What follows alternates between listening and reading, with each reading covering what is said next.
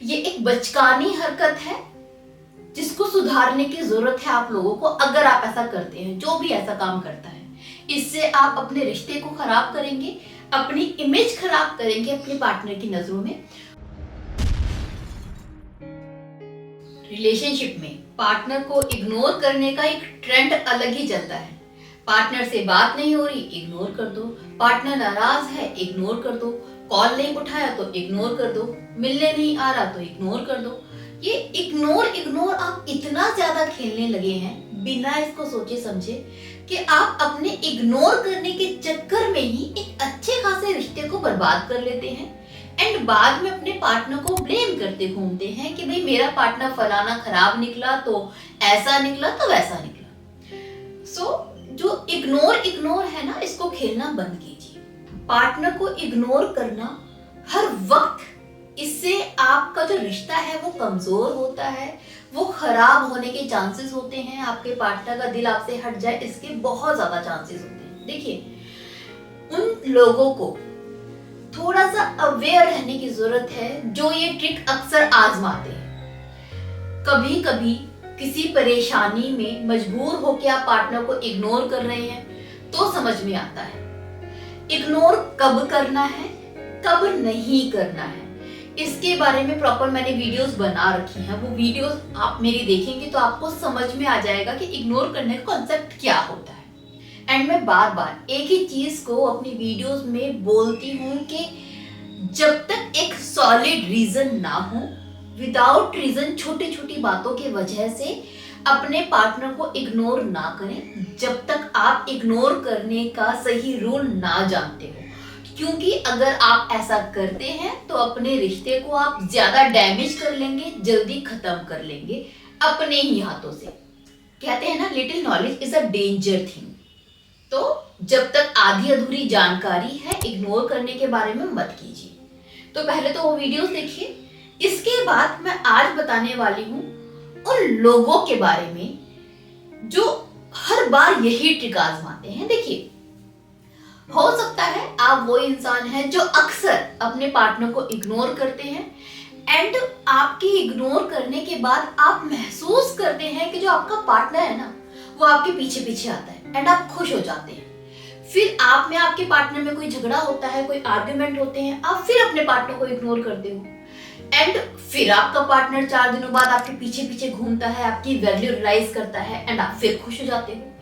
इसलिए आप अक्सर ये काम करते रहते हो कि जब भी कोई झगड़ा हुआ आप इग्नोर कर देते हो, जब भी पार्टनर नाराज है इग्नोर कर देते हो, क्योंकि आपने इसका रिजल्ट देखा है, इसका आउटकम देखा है कि जब जब आप इग्नोर करोगे पार्टनर पीछे आएगा ही आएगा। ऐसा होता है, फाइन। बट कहते हैं ना, excess of everything is bad. कोई भी चीज इतना ज्यादा मत कर दो कि उसके वर्स्ट इंपैक्ट आपको देखने के लिए मिल जाए। अगर आप इसी ट्रिक को बार बार आजमाते हैं ना, तो एक दिन बहुत जल्दी आने वाला है जब आपका पार्टनर खुद आपको इग्नोर करने लगेगा एंड फिर आपके इग्नोर करने का कोई फायदा नहीं होगा। देखिए, इस चीज को ऐसे समझिए कि आपने जब पहली बार अपने पार्टनर को इग्नोर किया था, उसके लिए वो चीज नई थी, वो आपके बिना रह नहीं पा रहा था, वो रह नहीं पा रही थी, तो वो आपके पीछे पीछे आई, आपकी वैल्यू रियलाइज की एंड सब कुछ ठीक हो गया। फिर रिश्ते में कोई प्रॉब्लम आई, फिर आपने इग्नोर किया, फिर उसने वही काम किया, पीछे पीछे आई, आपको मनाया, रिश्ता ठीक हो गया। बट जब आप रिपीटेडली यही काम करोगे तो इससे उसे एक चीज समझ में आ जाएगी कि इस पे कुछ काम नहीं है, ये ऐसे इग्नोर करता है, ये मुझे पागल बनाता है, ये मुझे परेशान करता है। उसके बाद 2-3 बार तो वो आपके पीछे आई, फिर आपके इग्नोर करने पर वो आपको इग्नोर करने लगेगी, ये सोचकर कि ये है ही ऐसा, क्योंकि आपने इतना ज्यादा और इतनी बार उसको इग्नोर कर दिया है। फिर आप कितना भी इग्नोर करें, उसे इस चीज का फर्क नहीं पड़ेगा एंड इसका जो इम्पैक्ट था इस इग्नोर करने वाले रूल का, खत्म हो जाएगा असर उस रिश्ते में, उस पार्टनर पर, क्योंकि आपने इस रूल को हद से ज्यादा यूज कर लिया अपने रिश्ते में। जब कोई चीज कभी कभी होती है ना, तो उसकी वैल्यू होती है।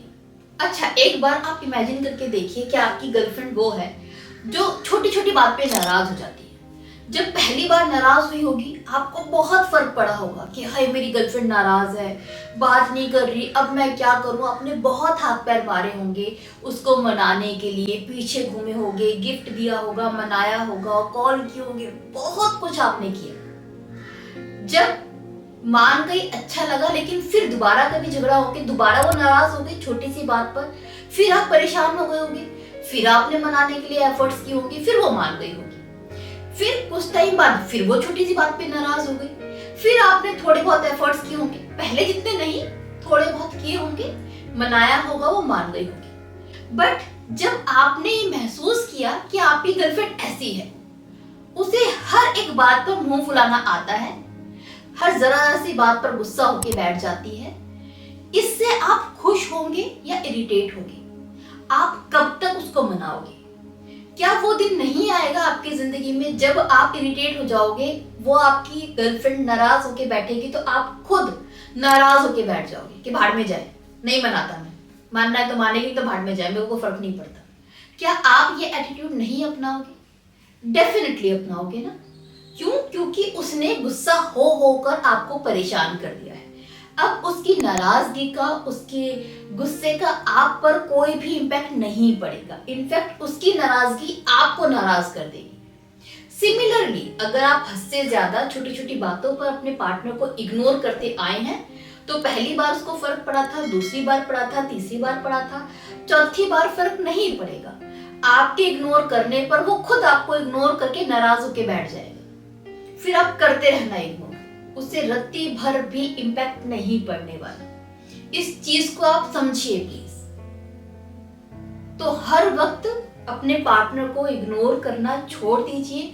ये एक बचकानी हरकत है जिसको सुधारने की जरूरत है आप लोगों को। अगर आप ऐसा करते हैं, जो भी ऐसा काम करता है, इससे आप अपने रिश्ते को खराब करेंगे, अपनी इमेज खराब करेंगे अपने पार्टनर की नजरों में। उसको ये एहसास करवाएंगे कि आप कितने नासमझ, कितने बुद्धू, कितने बेवकूफ हो। इग्नोर मत कीजिए जब तक बहुत जरूरी ना हो जाए। होप इस वीडियो से आप थोड़ा सा मैच्योर बिहेवियर रख पाएंगे अपने पार्टनर के लिए।